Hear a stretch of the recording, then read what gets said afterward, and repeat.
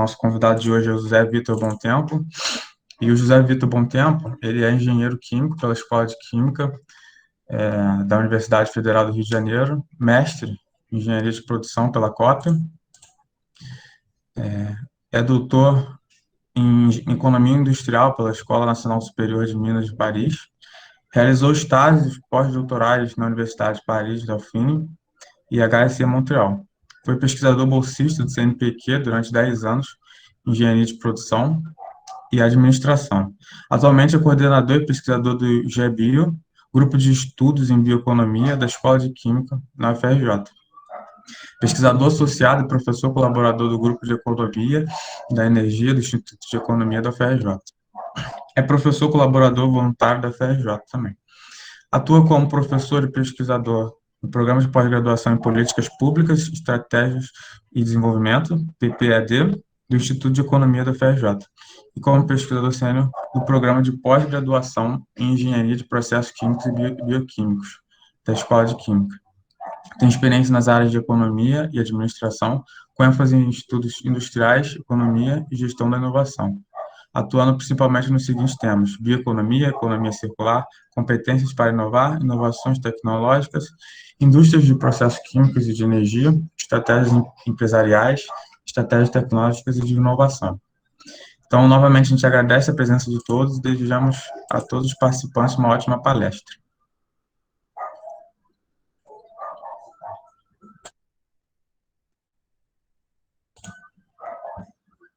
Tá, meu telefone, agora que eu liguei o microfone. Rafael, bom dia a todos aí. Deixa eu colocar aqui a apresentação.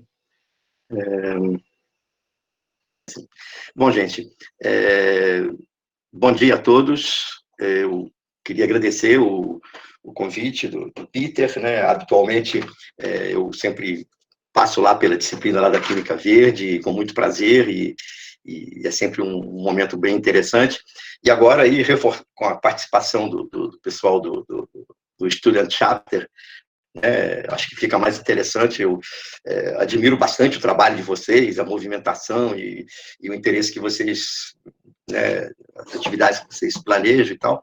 É bem legal isso. Então, é interessante estar aqui conversando com vocês, né? O Rafael, eu agradeço até a apresentação que ele fez ali, cheia de detalhes, né? Na verdade, talvez a minha história possa ter o seguinte resumo, né? Eu era engenheiro químico e depois gastei as décadas seguintes tentando deixar de ser engenheiro químico e tentar virar economista, né? É mais fácil deixar de ser engenheiro químico do que conseguir virar economista, né? Mas, então, eu tenho essa duplicidade, né? Quer dizer, uma engenharia química lá remota, lá no final dos anos 70, que eu não abandonei integralmente, porque eu continuei lidando com inovação, né, na indústria na petroquímica, e agora, mais recentemente, né, com os últimos 10, 15 anos, né, com os recursos renováveis, né? Então, a ideia, até na conversa com o Peter, foi fazer uma visão bem geral do que a gente, aqui no grupo de estudos em bioeconomia e na EQ, né, temos enxergado e estruturado em torno da bioeconomia, né? Nós temos esse grupo de pesquisa já desde 2012, 2013, então a gente já está fazendo aí 8 aninhos, né?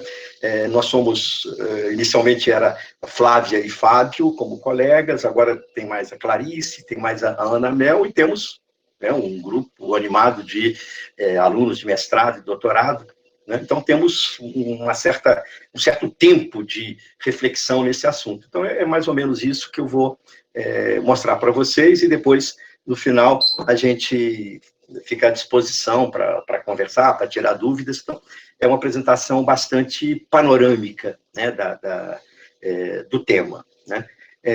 O termo bioeconomia, acho até que quando o grupo começou há 7 anos atrás, 8 anos atrás, ele não circulava muito, né? Ele foi ganhando frequência, e hoje, se você botar lá em qualquer grande jornal, no Globo, na Folha, no Estadão, fizer um search e ver quantas vezes a palavra bioeconomia apareceu nos últimos meses, você vai achar dezenas de vezes, né, em diversos contextos e tal. Então, ficou um termo que se difundiu, o que é bom, por um lado, por outro, cria, às vezes, certa dificuldade de entendimento, de precisão conceitual. Então, deixa eu percorrer o assunto aqui, né? Acho que a gente tem que começar tentando rapidamente comentar o que se entende por bioeconomia, que conceito a gente poderia colocar, né? Uma ideia das oportunidades em termos de produtos, negócios, aspectos econômicos, etc., que podem surgir da bioeconomia, e depois, nas duas últimas partes, uma reflexão que é bem o fruto das nossas pesquisas aqui ao longo desse tempo todo, como é que se estrutura essa bioeconomia, como é que a gente enxerga essa bioeconomia numa perspectiva, a perspectiva aqui é uma perspectiva mundial, né? E aí a gente faz as ressalvas para o caso brasileiro, mas a ideia é enxergar isso globalmente, tá? Bom, o que é bioeconomia, né? Semana passada teve um webinar, o pessoal do CGER e do Ministério da Ciência e Tecnologia, eles estão num projeto de produzir alguns documentos, ele chama ODBio, Oportunidades e Desafios da Bioeconomia, um projeto muito interessante, e semana passada teve um webinar, é possível até que algum de vocês tenha assistido, em que a discussão era o seguinte, o campo conceitual da bioeconomia, só para mostrar que isso é um problema que às vezes precisa uma reflexão, precisa elaborar em torno deles. Então, eu não vou ficar desfilando um monte de definições, né, até para a gente não ficar muito longo nessa parte, tá? Mas eu peguei duas definições aqui para colocar em perspectiva. A gente pode achar de diversos organismos, agências, países, né? Isso tem sido assim crescentemente, né? Mas uma definição que é muito usada, muito comentada, é a definição europeia, né? Ela destaca, né, que a bioeconomia envolve, em primeiro lugar, a própria produção dos recursos biológicos renováveis, as biomassas e outros recursos biológicos renováveis que vocês possam imaginar. Em seguida, a conversão desses recursos, mas não só a conversão dos recursos, mas a conversão também dos resíduos, dos rejeitos, dos waste streams, quer dizer, do que se perde nessa conversão. Isso também vai ser tratado em produtos que tenham valor, né? Esses produtos podem ser novos alimentos para uso humano, novos alimentos para uso animal, né? Produtos bio-based, produtos de base renovável, né? Diversos, né? E também o segmento da energia. Essa é a definição europeia, né? Ela destaca ainda que essa atividade chamada bioeconomia envolve muitos setores, muitas indústrias diferentes e que são muito centradas numa perspectiva de inovação. Então, tem um potencial de inovação, né, muito grande, que vai depender de um conjunto de ciências, de conhecimentos e tecnologias bastante amplo, né? Essa definição europeia, ela é de 2012, né? A gente teve outras definições antes, ela é uma definição que eu acho que ela orienta talvez a maioria das definições que são dadas hoje. Aí eu só botei com rápido contraponto para vocês, né, a definição americana, né? A definição americana, ela é enxuta, objetiva, mas ela usou uma palavra que eu queria chamar a atenção, né, que ela chama de transição industrial global, né? Então, essa palavra transição, a bioeconomia está muito relacionada com a ideia de você transitar, de você passar por um conjunto de atividades econômicas, um conjunto novo, né, menos dependente, né, dos recursos fósseis, e, portanto, né, como diz a definição americana, essa transição para uma utilização sustentável, né, dos recursos renováveis, né? Então, essa definição americana ela tem esse toque na transição, né? E transição hoje é um problema que os pesquisadores têm dado muita atenção, se fala muito na transição energética, né? A bioeconomia é um processo de transição. Muitos sistemas, como de transporte, de energia, estão hoje vivendo um processo de grandes mudanças que vão representar transições, né, que a gente discute, discute as políticas, discute a dinâmica dessas transições nas próximas décadas, né? A definição americana tem uma precisãozinha mais recente, em 2018, que especifica um pouquinho os produtos que não falava lá em cima, né? Aqui ela fala em biocombustíveis, produtos para energia, bioprodutos, sem especificar muito quais são, né? A europeia até que detalhava um pouquinho mais, e eletricidade, né? Feito de recursos biológicos renováveis. Então, essas duas definições, né, para a gente não ficar longamente discutindo sobre esse, como o pessoal lá chamou no webinar, esse campo conceitual, eu acho que ela nos satisfaz para a nossa conversa aqui hoje, né? Provavelmente isso vai motivar algumas dúvidas, algumas perguntas de vocês, e a gente, no final, pode tentar discutir, né? Aí eu tentei arrumar em 5 pontos, quase, né, 5 bullets que a gente deveria não perder de vista quando falasse de bioeconomia, né? Olha, primeira coisa que você não pode perder de vista é que eu estou lidando com recursos biológicos renováveis ou biomassas, né? Quando eu falo que eu estou lidando, né, eu estou envolvido na produção, na obtenção, na estruturação da oferta desses recursos, né? Depois eu estou preocupado em tratá-los e convertê-los, né? Converter esses recursos. Então, né, se eu estou lá envolvido com a palha da cana ou com o resíduo sólido urbano, né? Ou com um recurso da biodiversidade, né? Sei lá, o açaí, o cupuaçu, as castanhas, né? Eu estou, a minha preocupação é tratar e converter esses recursos, lembrando sempre, né, que os rejeitos e resíduos dessa conversão é o ladinho desse primo, amigo, colega, que é a economia circular da bioeconomia, né? Então, eu não posso esquecer desses resíduos, né? Converter isso em alguma coisa que tenha valor. Bom, que tenha valor, mas valor é de um ponto de vista sustentável, então, econômico, ambiental e social, que é o tripé clássico, né? E essa conversão, ela está procurando sempre explorar novos potenciais, então, ela está centrada, está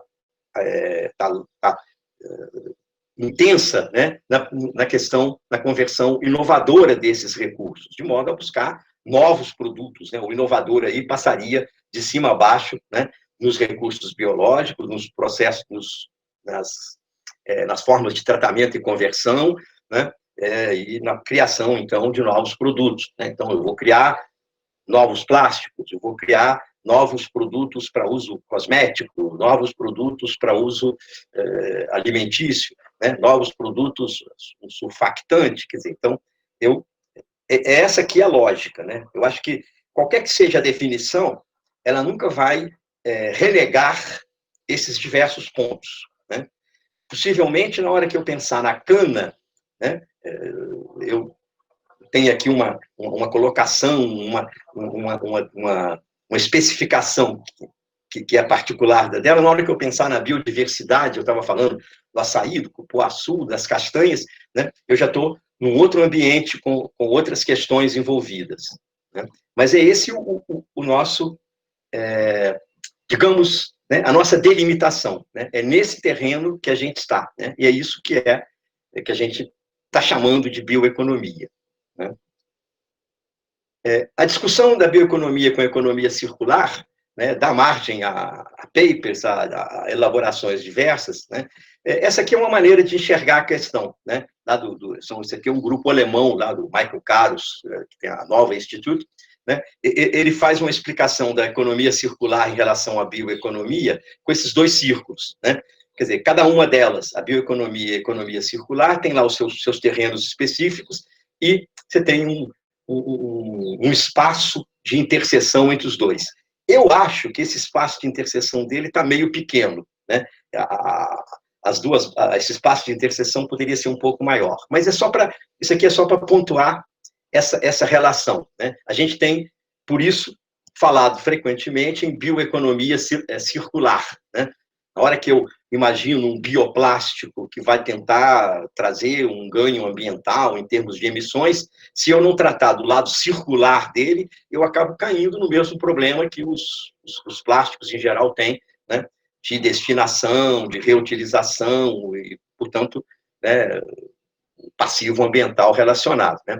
Então, essa aqui é a ideia, que vocês podem depois elaborar um pouco, né? Você vai ter discussões de como é que esses campos aí se interpenetram, se relacionam. Então, vista essa parte conceitual, né, vamos pensar um pouquinho, né, onde é que estão os produtos da bioeconomia? Quais são as oportunidades? Né?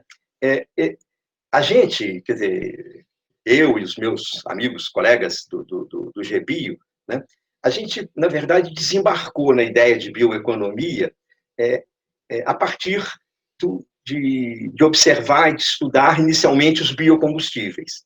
No começo dos anos 2000, 2005, 2006, né, que é quando tem um grande crescimento da produção de etanol, que achava-se que ia ser mundial, ela acabou sendo Brasil e Estados Unidos, principalmente. Surge também o biodiesel no Brasil, e ele se expande no mundo. Nesse momento, né, quer dizer, a gente, ao lidar com essa questão, né, tinha o foco nos biocombustíveis. Só que o nosso viés, né, o meu viés de formação, desde lá do doutorado e de pesquisa na EQ, no grupo, inicialmente, eu, Adelaide, né, fomos iniciadores, depois veio Suzana e uma série de outros professores, que era o Gestão e Inovação Tecnológica, né, a gente trabalhava muito com inovação na petroquímica, na indústria química. Né? E aí, o olhar em cima dos biocombustíveis nos fez chamar a atenção que o que estava sendo discutido ali dentro era talvez mais amplo do que biocombustível e era, na verdade, a valorização e as inovações possíveis na utilização daqueles recursos. Foi essa a passagem que a gente acabou fazendo na direção da bioeconomia. Né? No Brasil, você tem um esforço muito grande em biocombustíveis, que é importante, que é estratégico, que é espetacular, né? Mas a gente, quer dizer, talvez precise estendê-lo um pouco para os conjuntos em geral. Então, por isso, continua sendo, né, uma oportunidade importante da bioeconomia, a bioenergia. Aqui eu peguei só os biocombustíveis, né? Aí tem, apesar do esforço, principalmente europeu, do carro elétrico, né, a Agência Internacional de Energia estima que a gente precisa, no cenário lá de 2060, de multiplicar por 10 os biocombustíveis que a gente tinha em 2015 para atender lá as metas de emissões, ou de redução de emissões. Né? Esse gráfico aí ilustra isso, e ele é interessante porque ele mostra, e aí a questão da inovação surge, ele mostra, nesse argumento da Agência Internacional, que nós vamos precisar de mais biocombustíveis, mas de mais biocombustíveis novos, avançados, né? Para a aviação, né? Para uso marítimo, mesmo para uso de transporte automobilístico, ônibus, caminhões, etc. Né? Vocês reparam no gráfico que, né, a fração dos combustíveis avançados cresce fortemente, né, à medida que a gente avança no tempo nessa projeção da Agência Internacional de Energia. Então, biocombustíveis continua sendo um terreno interessante e um terreno com desafios de inovação que é típico da bioeconomia. Né? Nós aqui temos fortemente no país o etanol e o biodiesel de primeira geração. Estamos tentando entrar com o etanol de segunda geração, com algum esforço, com suas dificuldades. Né? Agora se começa a falar no biodiesel renovável, né? Que é também um biodiesel um pouco diferente, um pouco mais avançado que o de transesterificação, que é uma inovação que já existe bastante na Europa, bastante empresas envolvidas nisso e que também está chegando. Né? Outro terreno são os produtos químicos e os bioplásticos. Não há necessidade de a gente ficar passando número a número, são ilustrações, né? É interessante um roadmap feito pela indústria química europeia, que diz que espera que 25% da indústria química em 2030 seja renovável, né? Como você tem hoje aí perto de 10%, né? Isso é um avanço razoável e bastante interessante. Esse trabalho é muito bonitinho. Os bioplásticos é um mercado muito interessante, muito comentado, muito difícil, né? Se a gente olhar a história nos últimos 10, 15 anos, tem muito mais frustrações do que comemorações, do que realizações, mas ele continua sendo um alvo interessante, né? Ele hoje não passa de 1% do mercado, mas você tem, só na Europa, né, você tem 1,2 milhão de toneladas de bioplástico apenas, né, para um tamanho de 70 milhões de toneladas por ano. Então, você tem digamos, um poço, né, um espaço para entrada, né, bastante interessante, bastante estimulante para os inovadores, para os empreendedores atuarem, né? Outros bioprodutos, que até é um terreno até que tem se desenvolvido mais, né, que tem surgido mais inovações, como a gente mais à frente vai contar a história de algumas empresas, de alguns casos, são produtos mais especiais, áreas de cosmético, de nutrição, esse terreno meio misturado, né, de nutrição com farmacêutico, cosmético com farmacêutico, essa zona meio cinza, meio combinada, tem surgido muita coisa, né, interessante. E mais recentemente, todos vocês têm visto isso, porque isso foi o grande evento de 2019 na bioeconomia, o campo das proteínas, principalmente para a nutrição humana, mas também para a nutrição animal, né? Então, são os hambúrgueres feitos a partir de planta, por exemplo, né? Que bombaram, né? Empresas lançaram ações em bolsa que tiveram grandes valorizações, que foi a Beyond Meat, né? A Impossible Foods também foi bastante badalada, e muitas outras tentaram seguir na mesma linha. E esse aqui é um terreno interessante, ele é muito mais amplo do que hambúrguer, ele é muito mais vasto em termos de linhas de pesquisa, de possibilidades, né? E tem uma estimativa feita ano passado, num estudo, que sugere que esse mercado, que é um mercado monstruoso, 1,4 trilhões de dólares, que em 10 anos, 10% dele poderia estar como ocupado por proteínas de planta. Bom, isso é uma estimativa, provavelmente vai dar errado, um pouco mais, um pouco menos, né? Como toda boa estimativa, ela acaba, né, ela é um erro, ela é uma projeção, um dado para reflexão, mas, de qualquer maneira, é um terreno bastante interessante, né? Essas oportunidades, isso aí sugere, então, quer dizer, que você está num ambiente com muito esforço de inovação, de novidades, de criação de empresas, de criação de produtos, né? Esse é o ambiente da bioeconomia, né? Se nós pensarmos o tamanho disso nas economias, né? Quanto é que isso pesa, quanto é o tamanho da bioeconomia no Brasil, qual é o tamanho da bioeconomia na Europa, nos Estados Unidos, no mundo, isso é um trabalho extremamente difícil de fazer. A começar por causa da definição, a delimitação da própria, o que você conta, o que você não conta. O trabalho mais bem feito que eu conheço, né, é esse aqui, que ele vem sendo atualizado periodicamente, essa é a versão publicada em 2018, ele é feito por uns pesquisadores americanos para o Departamento de Agricultura americano, que investe muito em bioeconomia, né? E aí ele diz que a bioeconomia americana emprega 4,65 milhões de pessoas, né, com uma contribuição para o PIB de 459 bilhões de dólares e um multiplicador de empregos, quer dizer, para cada emprego direto, os indiretos de quase 3. Né? Isso sugere valores que acho que são bem impressionantes, né? Mas que são meramente indicativos, né? Tem até, se vocês entrarem lá no site do BNDES, na BNDES setorial, tem um trabalho do qual eu participei com 2 colegas do BNDES, que a gente tentou ver a bioeconomia brasileira em números.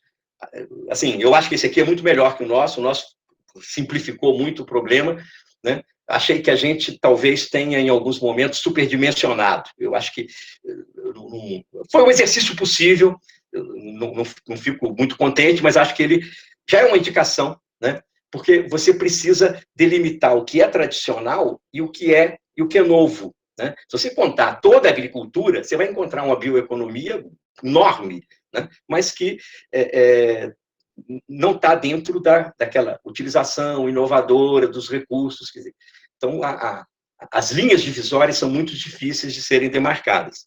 E há poucos dias eu bati o olho num trabalho que eu achei bem interessante, a transparência aqui não ficou boa, né, que foi feito por uma grande consultoria, que é o BCG, e que ele estimou para 2030 qual seria o tamanho do que ele chamou de bioeconomia circular, né? E aí ele identificou diversos segmentos. Está o link aqui, vocês podem baixar, o trabalho é um trabalho de umas 30, 40 páginas, muito bonito, com gráficos e desenhos muito bonitos, feito para esse World Business, qualquer coisa, Council for Sustainable Development. É uma espécie de uma reunião, né, internacional de empresas, são empresas que bancam isso, tentando desenvolver estudos e discussões em torno do desenvolvimento sustentável, né? Então, aqui ele dá uma ideia bastante animadora, bastante incentivadora para que os inovadores e as estratégias, as políticas tentem acessar. Ele fala aqui em 7,7 trilhões como o tamanho da oportunidade, né, em 2030, quer dizer, em 10 anos. E bota aqui setores diferentes, né? É interessante ele colocar esses setores diferentes para chamar a atenção de uma coisa que estava lá na definição já europeia, de que a bioeconomia ela se relaciona com áreas, com setores industriais, com grupos de atividades muito variados, né? Isso é uma riqueza e é um problema na própria estruturação da bioeconomia, né? Mas esses dois slides aqui resumem para vocês, de uma maneira, né, assim, direta, o que seria esse tamanho, né? Então, Professor, nós temos... Oi. Você poderia clicar... Desculpa interromper a sua apresentação. Você poderia clicar ali em ocultar? O pessoal... essa mensagem está aparecendo do Meet. Tá. Opa. Isso. Tá matando a última linha. Tá. Exatamente. Obrigado, desculpem. Né? Bom, depois eu vou passar, o link está aí, mas em alguns casos pode ter matado a última linha, né? Acho que a última linha nunca... Eu espero que não tenha sido nada de essencial. Obrigado, e desculpem.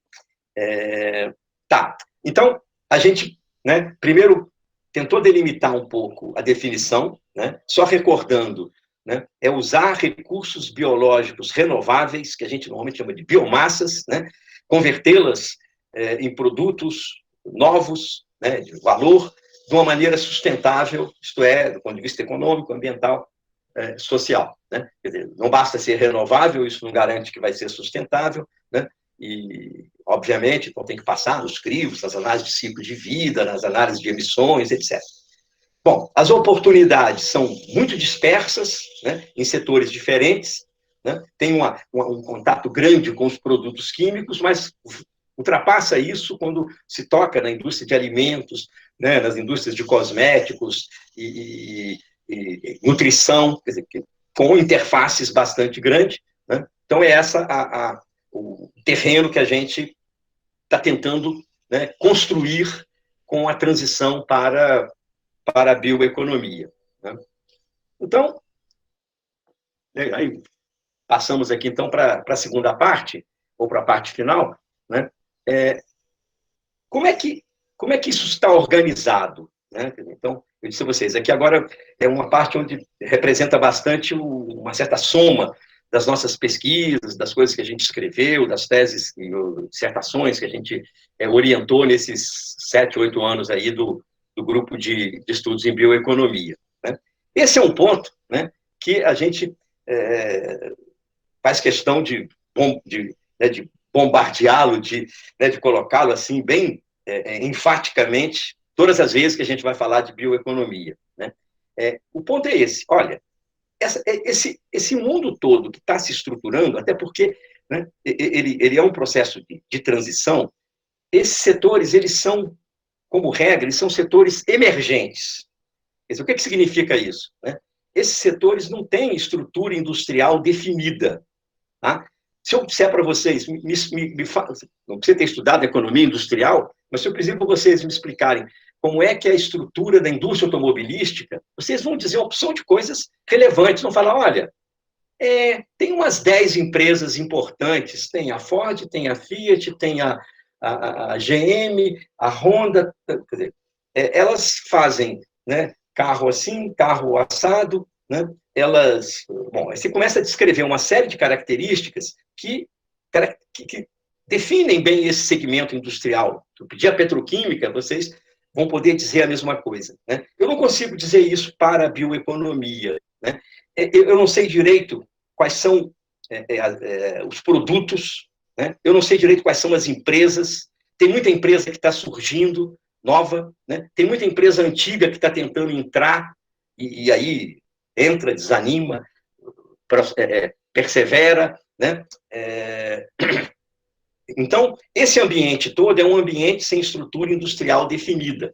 Para os economistas, isso significa que naquele ambiente, a concorrência, né, as iniciativas, está tudo baseado em inovação. Né? Então, tantas estratégias das empresas, ela tem que perceber que está num terreno com incertezas, com propriedades típicas da inovação, assim como lá o Ministério que quer fazer uma política sobre a bioeconomia, muitos países formular essa política, ele tem que incorporar essa ideia, né? Essa ideia de que são atividades ainda muito pouco estruturadas, ainda emergentes, né? E, portanto, com uma dinâmica baseada em inovação. Né? E aí, como é que eu posso olhar para uma coisa que está emergente, que não está formada, que não está estruturada? Né? Essa é uma questão que com a qual a gente tem lidado muito, né? Como que eu vou olhar para isso? Como é que eu vou estudar, né? Uma atividade tão complexa como a bioeconomia, né? Que vai, né, lá do recurso na floresta, né? O recurso lá distante, lá no Brasil Central, lá no Norte, lá não sei onde, né? E que termina num cosmético sofisticado, né? Ou num alimento inovador, ou num bioplástico. Quer dizer, como é que eu vou entender esse ambiente se ele não tem estrutura industrial definida? Com estrutura industrial definida é tudo muito mais fácil. Então, a nossa busca foi tentar identificar que dimensões-chave contam na estruturação da bioeconomia. Como é que esse processo está se dando? Né? E aí, deixa eu mostrar para vocês, em primeiro lugar, uma coisa que é bastante estruturada, o etanol. Né? A maioria de vocês, né, eu imagino que quase todo mundo que está aí na sala me acompanhando tem aí, quer dizer, está ligado à química e tudo, não sei se tem gente, né, de outras áreas, tomara até que tem, que é legal que se interesse, escute sobre a bioeconomia, mas esse diagrama, essa esquema de produção que está aí, do processo, ele é íntimo da maioria, mas, bom, eu pego a cana, fermento, né, obtenho o etanol, libera CO2, eu faço uma destilação, obtenho o etanol a 94, o hidratado, depois obtenho lá o anidro, né, e isso é uma atividade bastante estruturada. No Brasil é com cana-de-açúcar, nos Estados Unidos é com milho, nós temos aqui 300 e tantas usinas, né, a boa parte delas faz eletricidade com o bagaço, né? A maior parte delas pega a vinhaça e transforma e joga no campo depois de concentrar um pouquinho como fertilizante, né? A maior parte delas não utiliza a palha, praticamente nenhuma delas aproveita o CO2 da fermentação, ele sai, ele não é reaproveitado, né? Então, é possível descrever essa indústria, ela tem as suas associações, que é a única, eu conheço as empresas, a Raizen, né? Uma série de outras cujos nomes a gente facilmente identifica. Né? Então, é um setor estruturado, setor de etanol de primeira geração. Mas aí, ultimamente, né, a gente começou a pensar no etanol de segunda geração, que era o etanol a partir da palha, a partir do bagaço. Então, eu estou pensando em fazer o mesmo produto, mas aí eu começo a ter um problema de estruturação de como é que vai ser essa oferta esse acesso, essa logística de chegar até a palha, de utilizar o bagaço. O bagaço é mais fácil, né? Porque o bagaço vem com a cana, e tanto que ele é usado para gerar energia nas usinas, sempre foi. Mas a palha é um problema razoavelmente grande, né? Você visitar a empresa que usa a palha, que é a Granbio, e eles te contarem como é que eles tiveram que fazer para fazer o processo de reunir, primeiro comprar a palha dos produtores, depois esse processo de compactar a palha, criar os montinhos. Aí à esquerda vocês estão vendo uma pirâmide de palhas, que é um estoque de palhas, né? Esse processo exigiu máquinas, exigiu uma série de coisas, né? E quando eles fizeram e ficaram todos contentes que tinham amontoado palha para não sei quanto tempo de produção, pegou fogo e queimou tudo, né? Quer dizer, isso surpreendeu a eles, surpreendeu empresas dos Estados Unidos que não tinham percebido que acumular essa biomassa assim nessas pirâmides, dessa forma, tinha potencialmente esse problema por causa de raio, por causa da umidade, mudança de temperatura, não sei o quê. Quer dizer, isso é um lado que eles tiveram que aprender como estruturar, né? A própria utilização da cana, na hora que eu comecei a me interessar pela fibra, eu comecei a pensar que talvez fosse interessante ter uma cana que não fosse tão especializada em dar açúcar, mas que desse muita biomassa, né? E aí as pessoas começaram a explorar a cana-energia. Então, são inovações lá no terreno da nova biomassa, uma variação da cana, que essa é uma pesquisa que tem sido feita, né? É uma cana que vai dar mais do dobro de toneladas por área plantada, então vai ser muito mais produtiva, mas vai ter muita fibra. Então, para ter muita fibra, ela vai ter dificuldade, talvez, no processamento em relação à cana convencional, mas isso é uma dimensão o quê? Uma dimensão não estruturada, uma dimensão que exige modificações no processo. E aí eu vou ter que tratar a palha, vou ter que tratar o bagaço, né? E aí as empresas tiveram dificuldades enormes nesse tratamento, né? A palha é corrosiva e entope e desgasta o próprio equipamento de uma maneira que eles não esperavam, aí tem que rever o processo todo. Isso tudo para sair um produto exatamente igual, para sair o etanol, só que feito de palha, só que feito de bagaço, só que feito de material lignocelulósico, né? Então, é uma atividade que tem algumas mudanças estruturais, né, embora ela chegue no mesmo produto. A Braskem, né, um outro exemplo aqui de pequenas mudanças estruturais ainda, para depois a gente ver as grandes. A Braskem achou uma oportunidade de fazer um plástico a partir do etanol, né? E aí ela, que é o polietileno, né, que ela faz a partir do etanol, ela não planta cana, ela não produz etanol, ela já pega o etanol, né, faz uma reação que ela até já tinha um certo conhecimento nessa reação, para produzir o precursor do plástico, que é o eteno, o etileno, né, e aí cai num processo, né, muito parecido, praticamente igual ao processo convencional, e faz um plástico, um polietileno, que ela, inclusive, colocou a marquinha I'm Green, né? Se vocês andarem pelos mercados aí, né, eu até costumo ter, mas aqui não está muito cômodo para mostrar para vocês os exemplos, né? Você vai encontrar, às vezes, sacos, produtos, né? Aqui até mostra, aqui, algum sandal, né? Quando a gente podia sair e ir à praia, né? A gente, às vezes, usava, agora isso está meio fora de propósito, né? Mas às vezes ele vem com esse I'm Green, que significa isso, que ele é um polietileno, ele é um plástico feito a partir de etanol, né? Ele é exatamente igual o plástico fóssil, né? Mas ele foi feito a partir de uma fonte renovável, né? Ele, segundo os estudos feitos, ele representa uma economia de emissões, né? Então, ele, em relação ao polietileno de origem fóssil, né? Mas ele, do ponto de vista das cadeias de reciclagem e de disposição, ele está na mesma categoria do plástico convencional, do plástico fóssil, né?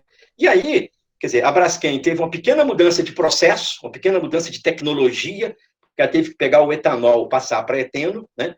Na hora de vender, como ela notou que esse produto tinha um certo prestígio, ele era meio premium, né? Ela criou uns segmentos de venda um pouco qualificadas, colocou essa marquinha I'm Green, né? Se vocês se lembram do tempo que o computador vinha, nem sei se vem ainda, estou vendo aqui, ó, Intel Inside, né? Então é o momento Intel Inside aí da Braskem, tentando chamar a atenção, olha, você está comprando aí o protetor solar, né? Mas aí né? Essa embalagem, esse frasco, é feito de polietileno renovável, né? Então, daí o I'm Green, né? Tentando aí dar uma certa valorização. A Natura usa isso, né? Acho que a Danone também. A Danone está aqui o exemplo, né? Então, é uma atividade onde a desestruturação foi razoavelmente pequena. Mas se eu passar para esse produto, que eu acho que talvez poucos de vocês conhecem, não sei se alguém conhece, né? Esse produto, né? Ele Biossance, né? Ele é um produto feito por uma empresa chamada Amyris, num processo altamente inovador. O processo dela, ela pega açúcar, uma levedura engenheirada, uma levedura modificada, né, geneticamente, e essa levedura, em vez de converter o açúcar em etanol, como fazem todas as leveduras do mundo, né, ela converte o açúcar em hidrocarboneto, particularmente num hidrocarboneto de 15 carbonos. Né? Esse hidrocarboneto de 15 carbonos, a Amyris sonhava transformar num diesel, era o chamado diesel de cana, porque ele, com pequena hidrogenação, dava um diesel espetacular, limpíssimo, só que muito caro, incomparavelmente caro, 3, 4 vezes mais caro que o diesel comum. E a Amyris acabou descobrindo que um mercado para isso era o cosmético. Né? Então, a Amyris, que é uma empresa que nasceu na academia, tá? Em Berkeley, lá em São Francisco, né? Que veio para o Brasil colocar sua atividade industrial, tem uma planta em Brotas que pega açúcar de uma usina que está ao lado e transforma esse açúcar em alguns outros produtos hoje, mas no farneseno, que é esse hidrocarboneto de 15 carbonos, que com um pequeno tratamento ele vira o esqualano, que é um produto de hidratante espetacular. Esse produto que eu tinha mostrado para vocês, isso aqui é um hidratante poderosíssimo, muito, muito bom para a pele. Né? Eu tenho uma amostrinha grátis dele, que eu de vez em quando mostro nas aulas, né? Mas repara que a Amyris, né, ela teve que não só ter uma tecnologia inovadora, um produto que não existia no comércio, criar uma marca, criar uma estrutura comercial para poder lançar esse produto. Então, ela foi lidando com atividades, né, não estruturadas, quer dizer, tendo que concorrer com outras empresas, tendo que se relacionar numa cadeia onde ela era uma empresa totalmente nova. Né? Aí tem, né, nessa linha, ela foi falar com o pessoal de aromas, de fragrâncias, que são os seus principais clientes. Você tem aí grandes empresas desse segmento, né? A IFF, Givaudan, que são empresas super importantes no segmento de aromas e fragrâncias. Né? Então, isso é um exemplo, né, de uma atividade pouco estruturada. Né? Então, aqui você tem, né, problemas na tecnologia, problemas no produto, problemas no modelo de negócio. Né? A Amyris, que achava que ia fazer biocombustível, hoje faz produtos ultra especializados. Então, ela teve que mudar a sua vocação, a sua visão inicial do negócio. Né? E um último, né, eu tinha comentado dos hambúrgueres derivados de plantas, né? Isso aqui é o slogan da Impossible Foods, né? É um outro exemplo, eu já tinha comentado, né? Onde, né, você tem todo um processo, aqui da esquerda tem uma explicação desse processo da Impossible Foods, que é o nome da empresa, mostrando como é que ele utiliza, né, as proteínas das plantas de diversas origens, como é que compõe, né, tem bastante tecnologia, tem uma etapa de fermentação, então tem um processo aqui bastante no suprimento de matéria-prima, né, na combinação disso, e certamente na parte comercial, né, como é que eu faço, onde eu coloco, né, nas redes especializadas, veganos ou não, ou no Burger King, né, quer dizer, como é que eu vou estruturar esse negócio. Então, resumindo tudo isso, né, a gente sempre trabalha com essa figurinha que diz o seguinte, olha, tem 4 dimensões que evoluem junto na bioeconomia. Né? Essas 4 dimensões são matérias-primas, tecnologias, produtos e o modelo de negócio. Cada negócio que eu encontro na bioeconomia, ele é um compromisso dessas 4 coisas, né? Modelo de negócio é como a Amyris arranja para combinar matéria-prima, tecnologia, produto e tentar existir, tentar vencer na vida, tentar prosperar, né? É a forma como a Impossible Foods, ou a Beyond Meat, ou outras N empresas aí no terreno da proteína de planta, né, se estruturam. Então, enxergar a bioeconomia é enxergar esse equilíbrio, de certa forma, precário, instável, evolutivo, né? Os economistas usam essa palavra coevolução, porque um depende dos demais, os demais dependem do um, né? Então, qualquer coisa que mexa, você tem um deslocamento dos outros, uma resposta, né? Esse é o ambiente da bioeconomia. Então, para a gente caminhar para fechar, tem, né, nos próximos 10 minutos, só comentar rapidamente as 4 dimensões, né, que estão colocadas aqui, né? Então, matéria-prima, obviamente, né, que simbolicamente, né, a gente pensar num barril de petróleo, né, ou num gasoduto, né, pensando em gás natural, e pensar num pé de cana, e pensar numa biomassa, num recurso renovável, a gente já tem um choque, né, das diferenças muito importantes que tem entre a matéria-prima clássica, que estrutura uma parte importantíssima da nossa economia, que é, né, petróleo e gás, né, e as matérias-primas renováveis e as biomassas. Mobilizar a biomassa, né, nos processos industriais é muito desafiador, né?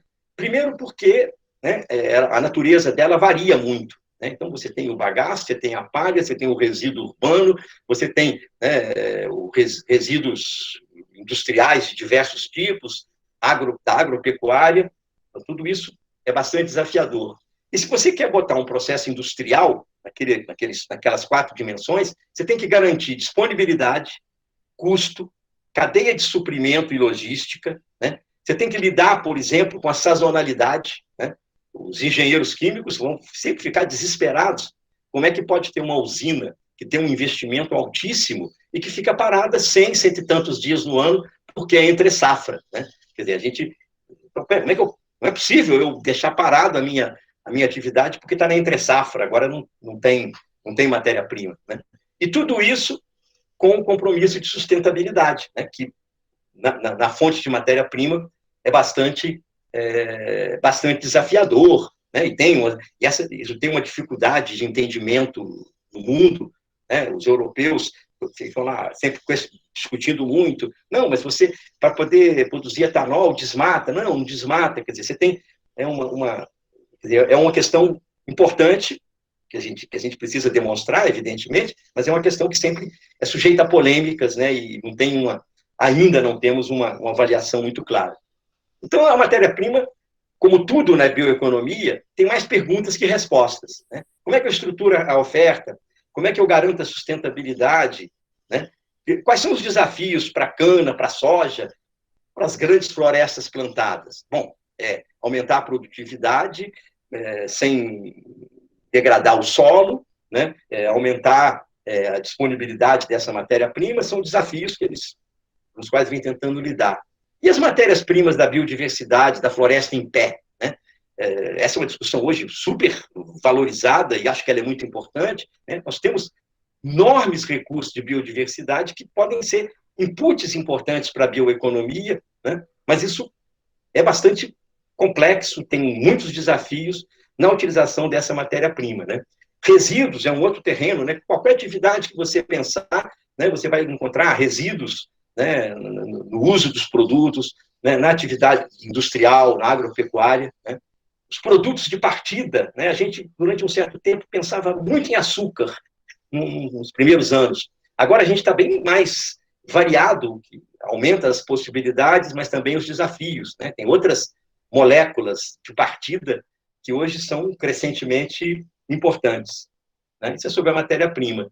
Sobre as tecnologias, né, eu tenho que tratar e converter a biomassa. Então, de novo, eu tenho, né, processos diferentes, né? Eu tenho, certamente, processos químicos, catalíticos, que são super importantes, e tenho biologia avançada, biologia sintética, né, como lá a Amyris, né, que consegue transformar o açúcar, né, por meio da fermentação da levedura, lá no hidrocarboneto e muitos outros processos importantes, né? Então, você tem aí, né, uma variedade de processos bastante interessantes, né? Elas não são excludentes, às vezes são complementares, mas, né, são espaços de pesquisa, de estudo e de tentativas para que essas empresas, para que as empresas testem, né? Teve uma geração de empresas fazendo gaseificação da biomassa, chegando no gás de síntese e depois fazendo química a partir desse gás de síntese, né? Ou outros processos, até processo fermentativo. Essa geração de empresas desapareceu um pouco, agora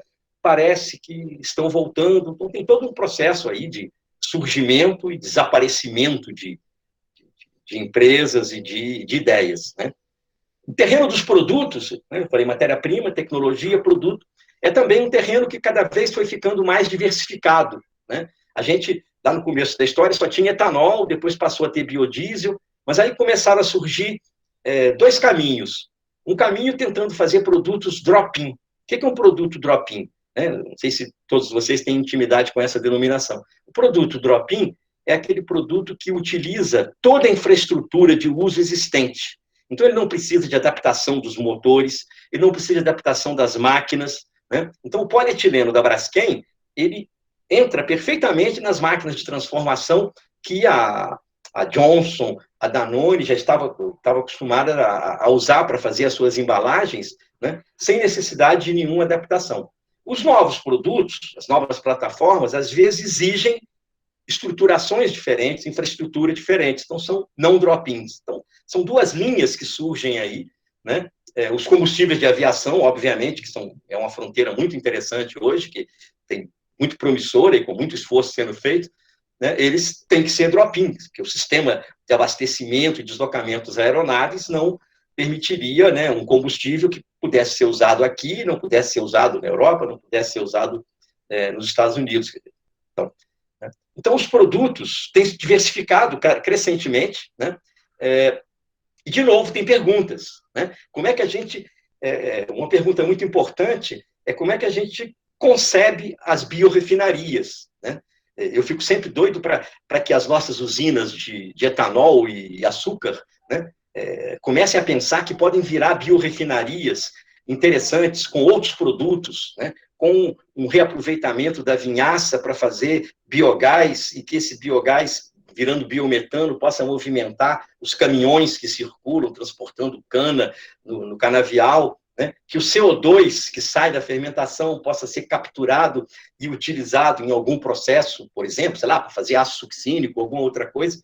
Então, essa concepção das biorrefinarias, que é uma concepção que tenta integrar produtos, integrar os resíduos, né, que podem virar verdadeiros clusters, que a gente chama de simbiose industrial, acho que essa é a grande agenda do momento, né, que a gente tem chamado como estruturação dos ecossistemas de inovação. Essa é o nosso xodó de pesquisa hoje, né?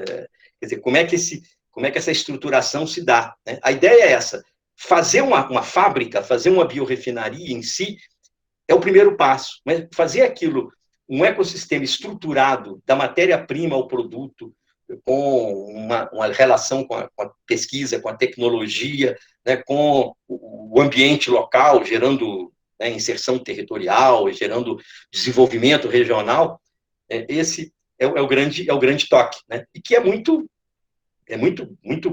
pertinente, muito adequado para esse momento, né, de recuperação econômica pós-Covid, né? Então, são estruturas que podem ser mais resilientes, podem utilizar cadeias de valor mais curtas, talvez, quer dizer, então, está tudo em aberto para a gente desenvolver, né? Por fim, terminando aqui, está batendo aqui quase 50 minutos, os modelos de negócio, né? As empresas envolvidas. Isso aqui eu peguei da Nexon, né? Ele joga aí as logos de um monte de empresas que, de alguma maneira, desde investidores até empresas patrocinadoras ou parceiras, né? Até compradoras envolvidas na cadeia da bioeconomia, né? Mas a gente tem, talvez, dois mundos muito claros, né? As novas empresas, startups, né? Aqui a listagem aqui são aquelas que a gente acompanha mais, que a gente conhece um pouco mais a história, né? E também para mostrar um pouquinho a variedade de de tecnologia, de terreno, e a variedade dos destinos, né? Aí a Solazyme é uma empresa que desapareceu, foi adquirida por uma outra empresa, né? É uma lista meramente ilustrativa, né?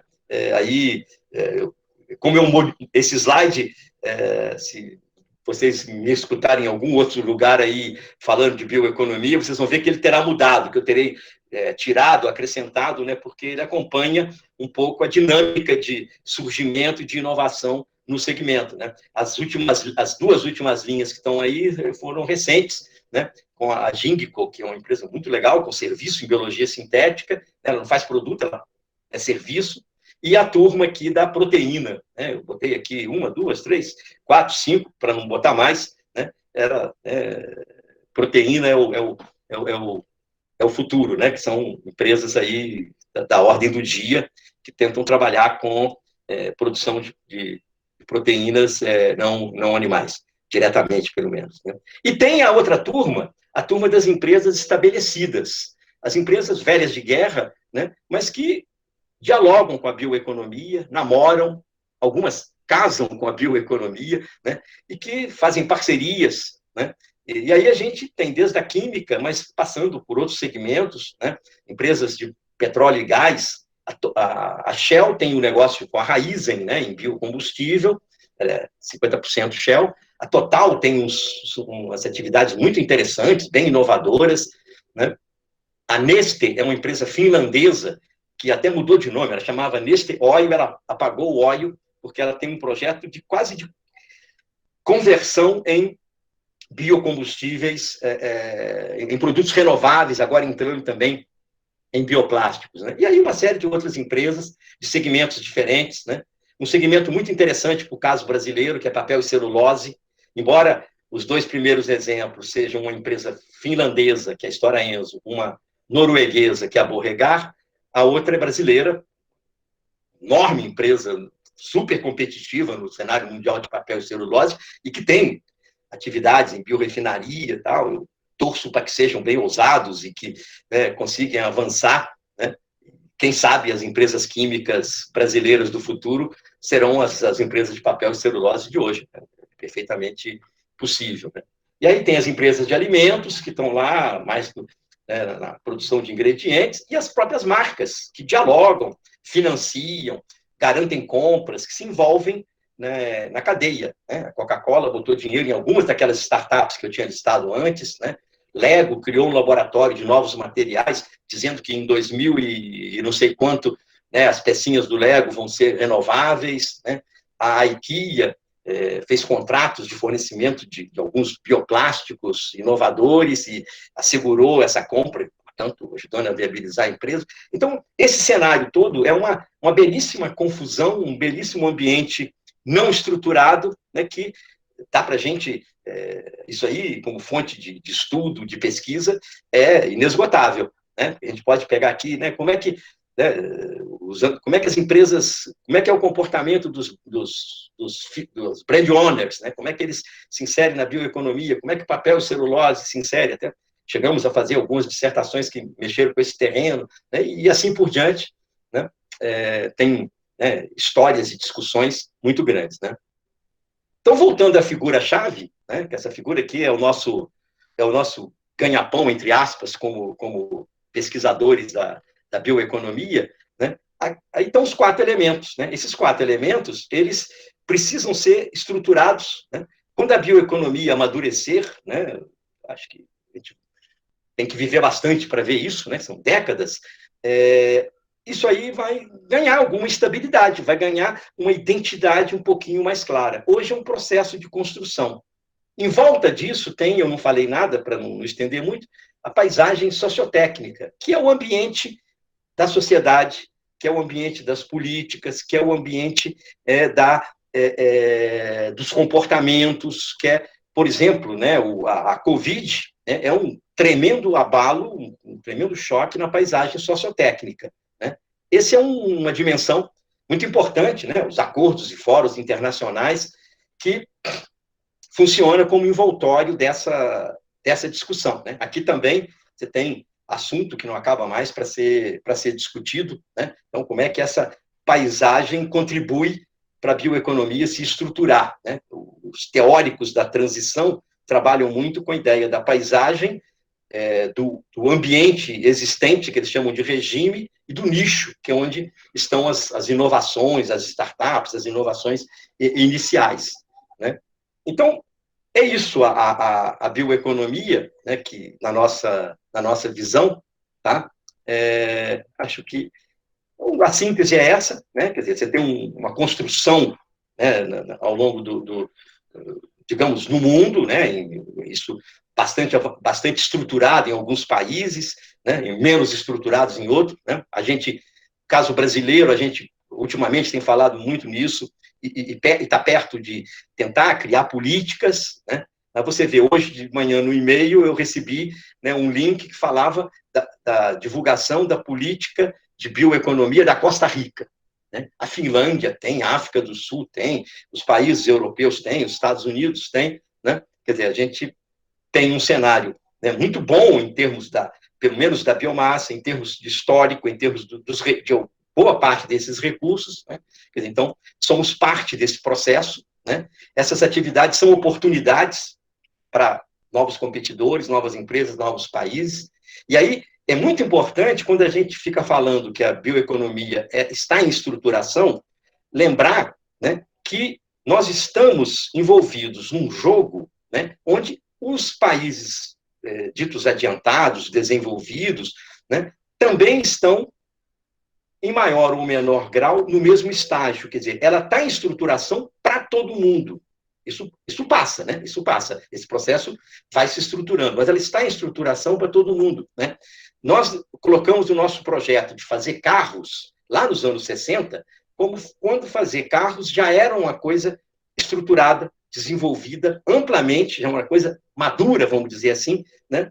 Em praticamente todo o mundo desenvolvido. Quer dizer, a bioeconomia é uma fronteira muito importante do século XXI, que a gente tem a oportunidade de conviver com esse processo de estruturação. Então, acho que o meu entusiasmo, né, eu não escondo, né, por isso, porque eu acho que é raro você ser contemporâneo de uma transformação dessa natureza, e a possibilidade que ela tem, né, de alavancar, né, socialmente, economicamente e ambientalmente, muita coisa, né, gerar riqueza, gerar trabalho, gerar progresso, né, é muito importante. Quer dizer, então, a gente precisa valorizar essa discussão para que a gente não seja muito modesto, né, nas nossas ambições nesse terreno.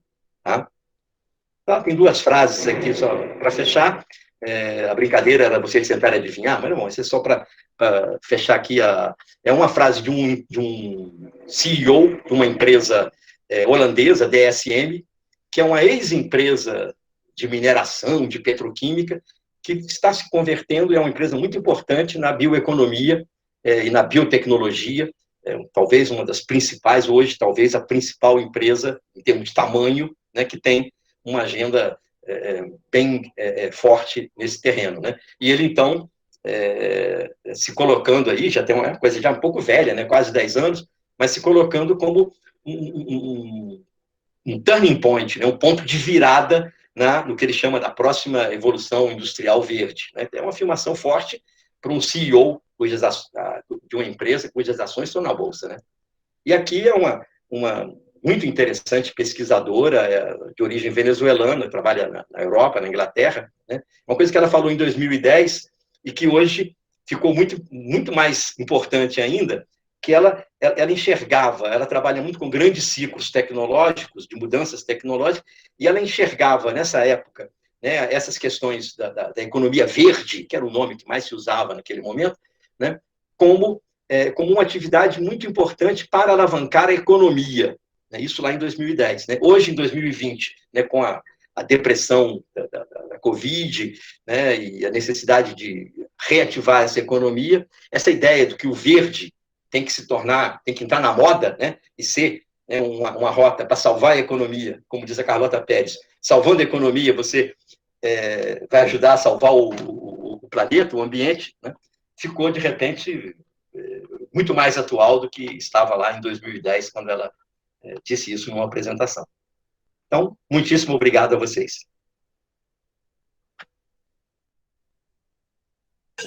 Muito obrigado, professor, pela palestra.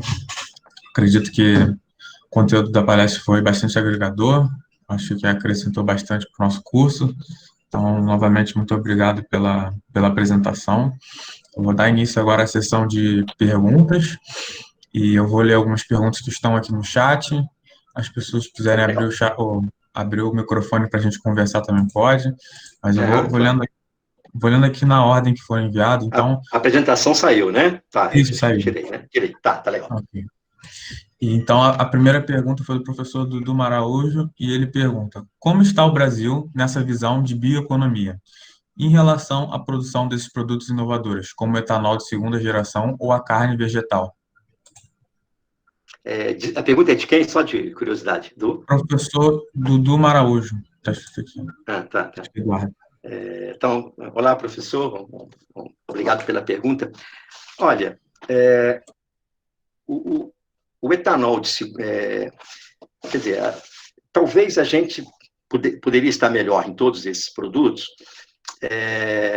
mas, quer dizer, alguns solavancos, né, não são também muito diferentes do que andou acontecendo no resto do mundo, né? O etanol de segunda geração é uma história engraçada, porque ele começou a ficar parecido com o Coelhinho da Páscoa e Papai Noel.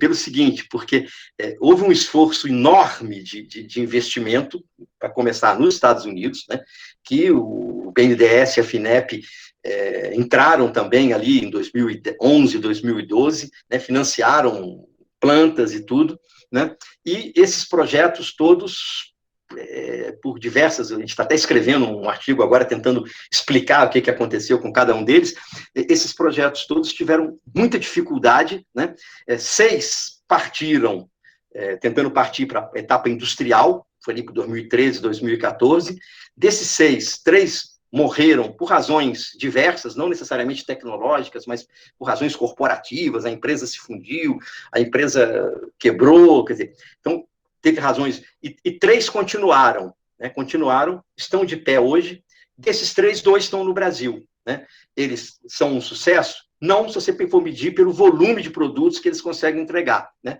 mas eles conseguiram resolver, né, e avançar como empresa, como conhecimento, né? É a Grambio, a Raizen e a DSM Poet, que é a associação da DSM com uma empresa americana de etanol, que é a Poet, que fica nos Estados Unidos, trabalha com resíduo de milho, e as nossas trabalham com bagaço e palha de cana. Né? Quer dizer, então, a ideia de que era parecido com o Coelhinho da Páscoa e Papai Noel, porque eu já escutei mais de uma vez, você acredita em etanol 2G? Num tom assim de pergunta, né, que era muito parecido. Você acredita em Coelhinho da Páscoa? Né? Eu acho que o Coelhinho da Páscoa vai vingar. Né? Tem agora uma nova onda de empresas, tem a Clariant, que está tentando um projeto novo, que ela diz que tem suas vantagens, né? Mas o nível de adversidade foi muito grande, né? Os volumes entregues do produto perto da promessa anterior são ridículos, são muito baixos, né? Mas tem um aprendizado tecnológico, e aí, indo na sua pergunta, né? A gente até em termos de resultados nesse terreno específico não está mal. Nós temos 2 das 3 plantas que conseguiu sofrer com as desventuras tecnológicas, né? Desventuras em série, né? E sair lá do outro lado, de alguma maneira, vivas e de pé. Né? Carne vegetal, a carne baseada em proteína, eu já vi alguns produtos aí no mercado, mas eu ainda não estudei o assunto, eu não sei te dizer o que a gente tem feito, é até um tema interessante, a ser pesquisado, mas eu não tenho conhecimento, eu já vi no mercado, Seara, não sei quem, tem esses produtos, mas eu não tenho ideia do esforço de inovação, ou se são produtos, porque, na verdade, às vezes tem produtos aí muito simples, com um grau de elaboração muito baixo, né? Que você faz lá, você pega a proteína de soja, faz lá uma composição e tal, quer dizer, e tem outros com um grau de inovação maior. Né? Eu vou até olhar esse assunto, eventualmente retorno, mas eu não. Até um tema a estudar, eu acho que é um terreno interessante, eu não me aprofundei nele, não. Ok, obrigado, professor. Nada. Ótimo. Então, a próxima pergunta é da Bianca Carvalho, e ela pergunta: a energia nuclear é vista como uma fonte suja e perigosa, mas na verdade é uma das melhores opções que temos. Este setor entra no conceito de química verde? Pode ser inserido na bioeconomia? É uma pergunta, sem trocadilho, pergunta explosiva, né? Quem é que está falando? Quem que fez a pergunta? Foi Tá, a Bianca Carvalho. tá. Olha, não, a polêmica em torno da nuclear, ela é uma polêmica importante, né? É, a gente sempre brincava há alguns anos, né, que se a história de emissões de CO2 fosse para valer, a gente ainda ia ver os ambientalistas fazendo manifestação, fazendo passeata a favor da nuclear, né, porque seria uma forma muito forte de reduzir emissões de CO2. Isso era uma brincadeira que a gente fazia para encher o saco dos amigos, né, mais ambientalistas, e que todos eram muito, né, desconfiados e, digamos, adversários da energia nuclear. Né? Eu diria que, olha, na verdade, não tem relação não tem muita relação com a bioeconomia, né? A gente aqui tem uma proximidade, talvez com energia eólica, com energia solar, porque, por exemplo, alguns processos de reaproveitamento de CO2, né, tentativa de produção de hidrogênio, biohidrogênio, né, que aí a gente vai chegar perto até da química verde, tudo, em alguns processos que têm sido desenvolvidos, né, aí a gente tem uma boa proximidade. Mas esse link com a nuclear, eu acho que é muito pouco presente, né?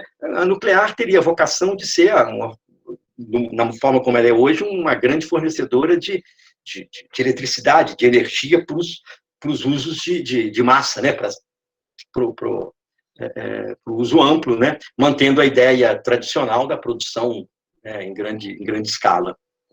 Mas acho que a relação aqui é muito pequena, eu não percebo muito essa relação, não. Ótimo, obrigado pela pergunta, Bianca. E a próxima pergunta é do Carlos Araque. Ele pergunta: a implementação da bioeconomia é mais dificultada por questões tecnológicas na inovação de rotas químicas ou por questões políticas? Ah, uma bacana pergunta. Não, na verdade, né, se você teve, né, quer dizer, num primeiro momento, né, digamos que a questão é a seguinte, né, eu consigo fazer novos produtos a partir do açúcar, ou da glicerina, ou da lignina, quer dizer, vamos ficar a partir do açúcar, né, quer dizer, que é uma molécula muito legal de ser reativa, que pode ser fermentada, mas que pode ser também, né, usada em outros processos, a química do açúcar, um negócio super bacana e tal. Quer dizer, então, no primeiro momento, né, quer dizer, a grande agenda qual é? Bom, vamos tentar ter as tecnologias, né? Essas tecnologias tinham sempre uma vocação de ir um pouquinho para o lado dos biocombustíveis, porque era o grande mercado no começo dos anos 2000 que se enxergava. Logo que as dificuldades com o biocombustível começaram a ocorrer, eu tinha que competir com o preço do petróleo, essas empresas começaram a passar para produtos de maior valor, para produtos mais sofisticados, né? Algumas empresas tentaram desenvolver formas de trabalhar com os bioplásticos, né? Então, num primeiro momento, você tem desafios tecnológicos, né? Não dá para dizer que esses desafios tecnológicos acabaram, eu acho que de jeito nenhum, mas tem um amadurecimento aí, né? Se a gente pega a Amyris é uma empresa criada em 2003, a primeira geração, aquela minha transparência que falava num monte de startup, né? As mais antigas ali são sempre de 2000 e pouquinhos, as últimas são da década de 2010 a 2020. As primeiras são, né? Então você vai tendo gerações, né? Mas essas empresas da primeira geração, né? Elas são empresas que amadureceram bastante as suas tecnologias, né? Enfrentaram a dificuldade, né, de passar para a produção em escala, o scale-up, né? O scale-up é barra pesada quando você entra com um processo biotecnológico novo, né, de biologia sintética, né, não pode ter contaminação, né, existem dificuldades concretas que você precisa seguir. Né? Aí depois você tem chegar nos produtos, acertar nos produtos. Qual é o produto? Né? Eu nasci na vida pensando que eu ia vender biocombustível e hoje o meu produto é cosmético, é fragrância, é aroma. Então, isso exigiu uma mudança muito grande. Né? Mas, ao longo do tempo, e aí eu vou chegar na sua pergunta, né? Como é que foi, que tipo de apoio, que tipo de financiamento você teve?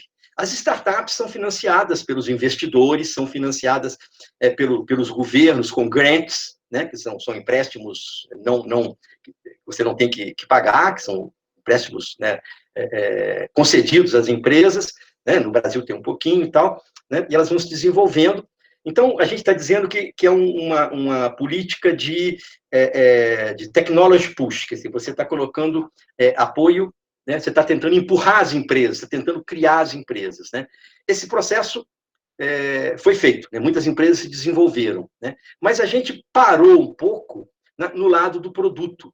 Né? Tirando biocombustível, que tem uns 60 países no mundo, mais ou menos, que tem mandatos para biocombustível. Né? No Brasil, todo diesel tem que ter 12% do biodiesel. Toda gasolina tem que ter 27% de etanol e ainda tem o etanol hidratado, né, que a gente abastece, né, quando não bota gasolina. Mas mesmo quando você bota gasolina, você bota 27% de etanol. Nos Estados Unidos pode botar 15%, na Europa acho que é 10%, né, e vai para cada país, na Ásia. Né, tirando os biocombustíveis tem assim uma carência enorme de políticas em torno dos produtos. Né, de política em torno da criação dessa demanda por esses produtos. Esses produtos são produtos que vão ter um desempenho ambiental, a gente espera que tenham um desempenho ambiental melhor, né, seja um plástico, por exemplo, mas que vai custar bem mais caro que o seu equivalente fóssil. Né? E aí, como é que eu faço? Né?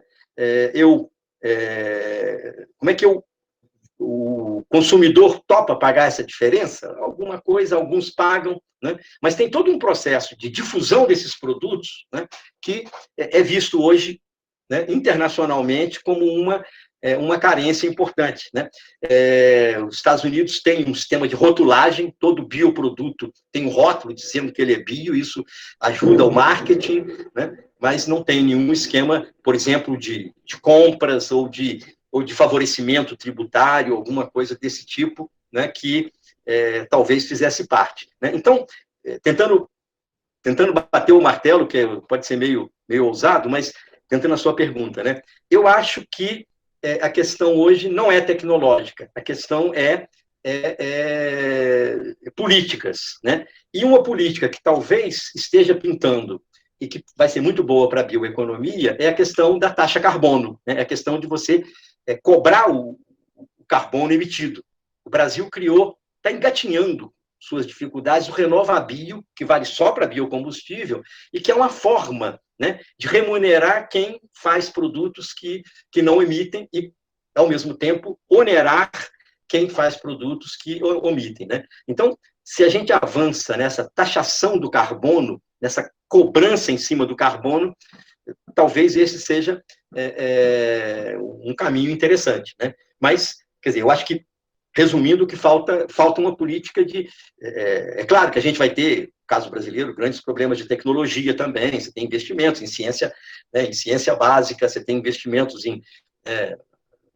nas diversas etapas, mas essa dimensão dos mercados, do uso dos produtos é fundamental e acho que ela é a carência atual. Opa, muito obrigado, Carlos, pela pergunta. Então, vou seguir para a nossa última pergunta, para a gente não avançar muito no nosso horário. Chegaram várias perguntas, assim, vocês podem entrar em contato com a gente por e-mail, que a gente responde essas perguntas. Rafael, o e-mail até ficou, não, eu vou passar também os slides, a apresentação, mas o e-mail está ali, fica à vontade, é um prazer conversar com vocês, e até poxa, né? Até sempre foi muito legal, né, vir falar nessa aula da Química Verde. Talvez dessa vez tenha sido até melhor, a sala é maior, né? Mas faz aí. Sim, tá. A última pergunta, então, só para a gente não avançar muito, como implantar a bioeconomia no estudo acadêmico do estudante de graduação? Dicas de livros, artigos científicos, estudo dirigido. Pergunta da Bárbara. Quem perguntou? Bárbara Caroline. Bárbara. Olha, essa pergunta, quem poderia responder são os meus dois parceiros queridos, a Flávia e o Fábio, né? Porque eles criaram, quer dizer, o começo da resposta, eu acho que todo esse trabalho do Peter, do Estevão, do pessoal todo aí em torno da Química Verde, eu acho que ele é uma interface da Suzana, lá com a economia circular e tudo, é uma interface riquíssima com a bioeconomia que ajuda, né? Agora, o Fábio e Flávia, eles criaram, eu acho que já teve pelo menos uma edição, esse ano seria a segunda, né? Mas com esses transtornos todos, eu não sei como é que ficou, uma disciplina na graduação da Escola de Química, né? Eu não sei se quem perguntou do Instituto ou da escola, né? De uma disciplina de introdução à bioeconomia na graduação. Né? Então, a gente tem na Escola de Química essa disciplina, tá? Eu até participei de uma sessão, né? Teve uma primeira turma ali com uns 15, 20 alunos, né? Que foi uma primeira experiência. Eu acho que, quer dizer, aí tem, né? Você tem muita coisa, né? Eu acho que você pode reforçar as etapas específicas, né? Se é uma questão, quer dizer, nas áreas técnicas, né? Essas questões tecnológicas dos processos, né? Acho que tem um espaço de reforço em disciplinas mais ou menos tradicionais, né? Sempre uma brincadeira que a gente, não é brincadeira, sempre um comentário que a gente faz, né? Quem fez engenharia química e quem aí está no curso de engenharia química sabe muito bem disso. A engenharia química, ela surgiu e se desenvolveu a partir do petróleo, a partir dos processos, né, utilizando fluidos, líquidos e gases, né? Então a gente é todo sem jeito, né, para não dizer todo pouco formado, né, na utilização dessa coisa muito esquisita, que é um bagaço, uma palha, né, um resíduo assim, todo maltratado, todo difícil de tratar, todo variado, todo irregular. Quer dizer, nós ficamos à vontade quando é líquido ou gás, quer dizer, quando é fluido. Se você olhar as disciplinas, olha o currículo, né? Ela trabalha com fluidos, né? Principalmente. Né? Então, eu acho que esse é um terreno que a graduação poderia certamente mudar bastante, são terrenos específicos, né? Assim como o pessoal de biotecnologia, né? Que já faz bastante coisa, mas esse seria o foco. Né? E tem a outra parte, né? Que talvez seja a parte que a Flávia e o Fábio estão tentando atender, né? É que a gente fica na expectativa que saiam empreendedores aí, né? Tem até, a gente vê com muita animação no país o surgimento da parte de vocês, dos jovens, de empreenderem, né? Em certas áreas isso já é bastante numeroso, talvez na bioeconomia ainda esteja merecendo crescer, né? Mas eu acho que o que o Fábio e Flávia fazem lá na introdução à bioeconomia na graduação é um pouco isso que eu discuti hoje, né? Tentar mostrar o negócio, mostrar como é que ele se estrutura, como é que se identifica a oportunidade, né?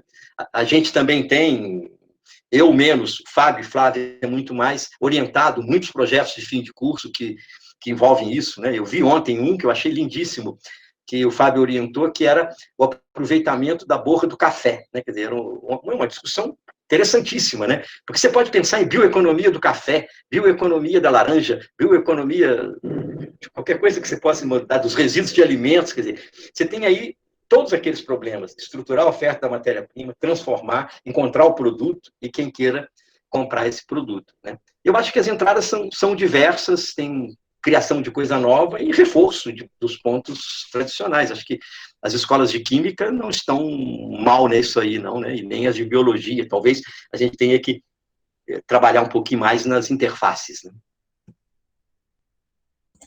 Ótimo, professor. Muito obrigado pela palestra, por sanar as dúvidas. A gente está encaminhando agora para o final.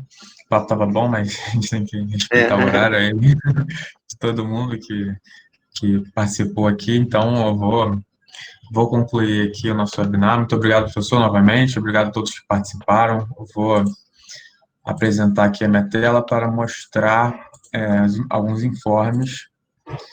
Deixa eu conferir se está passando. Então, eu só vou agradecer a vocês pelas perguntas, e o e-mail está aí à vontade, né? Acho que foi... a gente não está vendo vocês de verdade, que sempre é mais agradável, mas espero que tenha provocado em vocês aí algumas ideias, algumas perspectivas. Muitíssimo obrigado e saúde para todos.